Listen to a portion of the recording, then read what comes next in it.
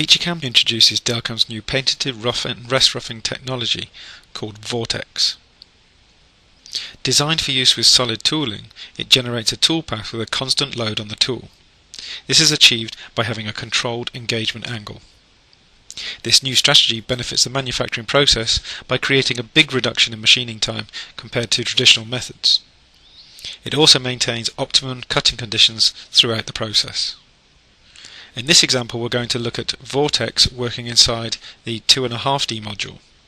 However, in order to get this, you will have to have the 3D HSM license to get the benefits of Vortex.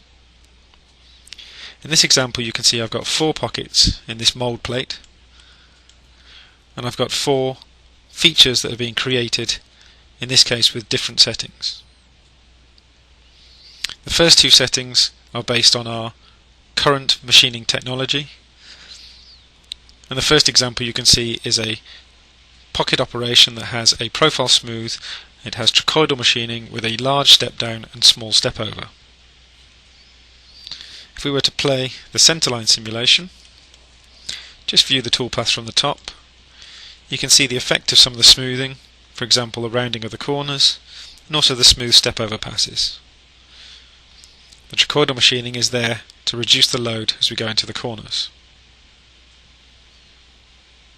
A different approach would be on the second pocket. In this case, we have a smoothed toolpath, but we have no trochoidal machining, and this time we have a small step down but a larger step over. Again, you can see as we have the smoothing into the corners to reduce any islands of material. We also have helical ramping working our way into the pocket. In the case of these 2 operations,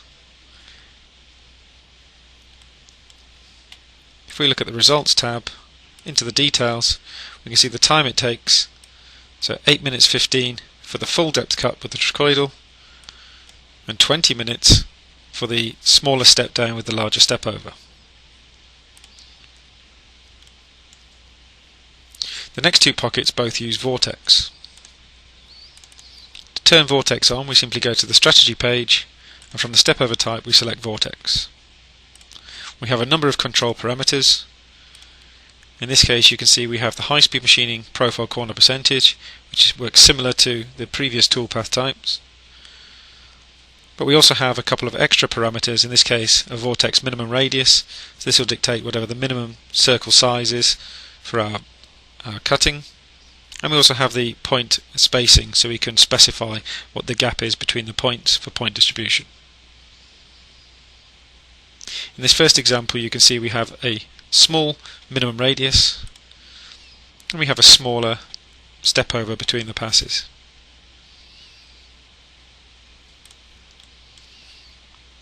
Playing the simulation,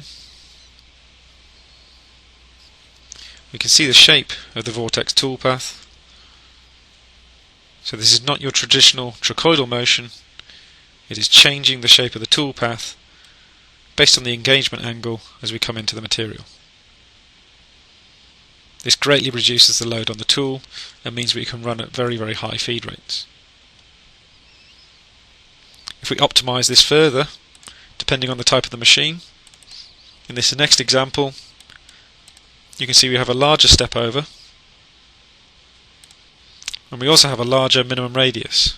This will create larger circular motion inside the pocket. Again, previewing playing that centerline simulation, we can see we get larger pocket moves, similar shape, but obviously moving in a larger corner radius.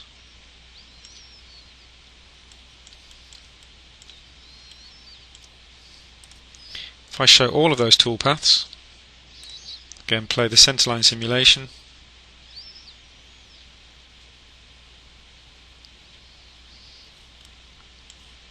and look at the results. If we look at the details, in the case of these operations we have 8 minutes 15, 20 minutes for the first 2 operations. If we use the Vortex toolpath, in this case with the same cutting parameters, we reduce that down to 4. And if we reduce that even further down, you can see for this pocket operation, if we've got a optimized process, in this case the optimized minimum radius, and also optimized feeds and speeds, you can see we drop the time down to 3. So this new Vortex toolpath gives us a much greater benefit in terms of the machining time and gives us our optimum cutting conditions throughout the process.